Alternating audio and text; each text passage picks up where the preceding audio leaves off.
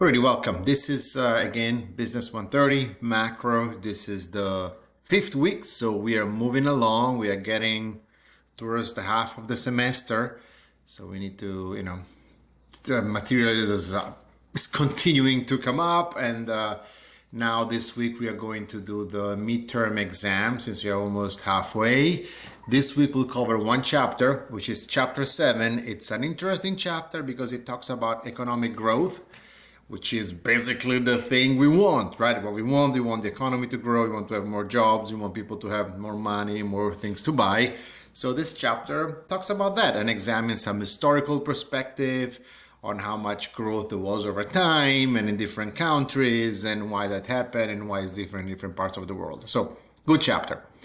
Then you have also the midterm exam. As I said, the midterm exam, it's you take it at home, like you don't have to go anywhere. It's also on the platform, and so that's what you gotta do. So let's go here and go look at the course Canvas, the Blackboard, Canvas, the Blackboard. So here on Blackboard, you can see when you go to the course, I'll post an announcements for what's due this week, but what matters for you is, again, you remember you go to coursework, and when you go to coursework, now you want to go down to week 5, which is this one here.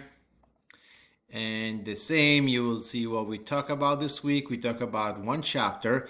There's a lot of items because the chapter is there's a lot of information in it. And it's information because, as I said, it's a cool chapter. So economic growth, the base for everything. And when every policy that the government employs, every choice that we make, it's basically to improve economic growth, right? Or make right choices, maybe less economic growth. And then again, you read the chapter, you go here to the material and resources, and you will see that there is the link to the chapter. Then I'll post a video, this video, I'll also post it in there, and then you also have the PDF of the chapter, the PowerPoint of the chapter. And the PowerPoint of the chapter, I'm going to talk about it very briefly now, but once you read it, you will see what this is about. So the chapter is called Economic Growth, Productivity, and Living Standards. And so, yeah, it's a very good chapter. And the objectives are to see how why there are differences in the world, what is economic growth, why some countries are richer than others, and how that happened. But also, there's an important part to it, which I think is vital for us, for everybody to understand, which is the power of compound interest. So for a long time over the course of history, and actually I'll show you now this graph that shows you what the GDP per capita. Remember, we talked about last week what GDP is. It simply measures the total output, how much a country produces, which is productivity influence that, and which is also how well we're doing. Like if we have produce more stuff, it means we have more stuff to enjoy, right? Basically, that's in simple terms. But notice, until the 1870s, most countries were very close in terms of GDP per capita, how rich they were. There were differences. Of course, the US was different than Africa or India or parts like that, but they were much closer. And then over the course of the 20th century, the 19th and 20th century, then the difference increased and some countries stayed poorer, some got richer very fast, and some are picking up and catching up. So if we look at, goes to 2010, but if you get to 2022, 24, you would see that China is picking up even more. India is starting now to jump farther, not yet closing the gap, but getting there. Okay, so getting closer. And so there are different patterns of development.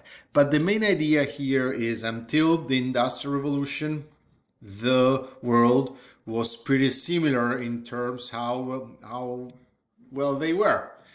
And life expectancy was kind of low everywhere. Mortality rates, infant mortality rates were low everywhere. Productivity was low everywhere. There was some surplus, but most people had subsistence living, right? They basically grow their own food, trade a little bit, made some people, most people live like that. And then there were some rich people, some merchants, stuff like that. Not every country was exactly the same, but the standard of living were not that different. Okay, and so you can see here some charts. These are the actual numbers of GDP per person in 1870, and still you can see that the US, for example, and Ghana were different, and the UK was richer than the US. That was at a time when there was the big British Empire, and so you can see here that the US was pretty rich, and was about, you can see that the ratio of US versus Ghana, but now this ratio is much bigger. Okay, that's much more different. And so these are all important points to remember, and that's due to the fact that the US grew over time constantly, right? So if you have a percentage of growth, look at this. This is the percentage growth, the growth rate basically per year, annual change between 1870 and 2010. So notice that some are growing faster than others. Of course, there are little differences in growth, right? 1.8 versus 1.1 for Ghana. It seems to be, it's kind of, they're both growing something, right? But notice how, even with that, the US, with the little difference in percentage growth per year, over time, because of the power of compounding interest, then you end up having a situation in which one is much richer than the other, right? And so some other examples that I think are very interesting is now, for example, China is catching up. And you can see the difference in growth. China has been growing fast from 1870 to 2010, but it wasn't until the 1970s, 1980s. So you can see the difference here. China was 2% in total, but it was 7% from 1980 to 2010. Okay, so most of the growth is at the end. For a long period of time before that, in 1870, they were not growing almost at all. And even with the Chinese, with the Communist Revolution, they were not growing almost at all because their policies were kind of incorrect on the way to promote growth. Okay? China is an interesting case because hundreds of years ago, it was richer than Europe, right? So most of the fine refined stuff were exported from China to Europe, silk and spices, and it was a very rich country. And there are various reasons why it was growing faster than Europe, but then that stopped. And that's political choices, government choices.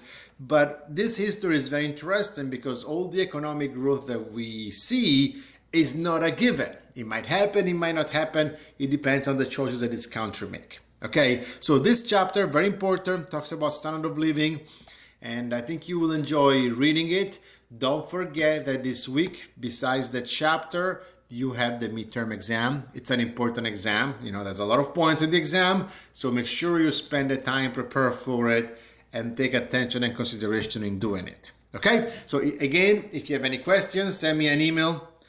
If you have questions about any questions you're addressing, I'll make a little video about that. If you have a topic that is hard for you, let me know. We can do a Zoom meeting or something. I can meet over the web. But anyway, I'll be here to answer your questions. So start early, don't fall behind, and I guess I will see you next week. Thank you very much.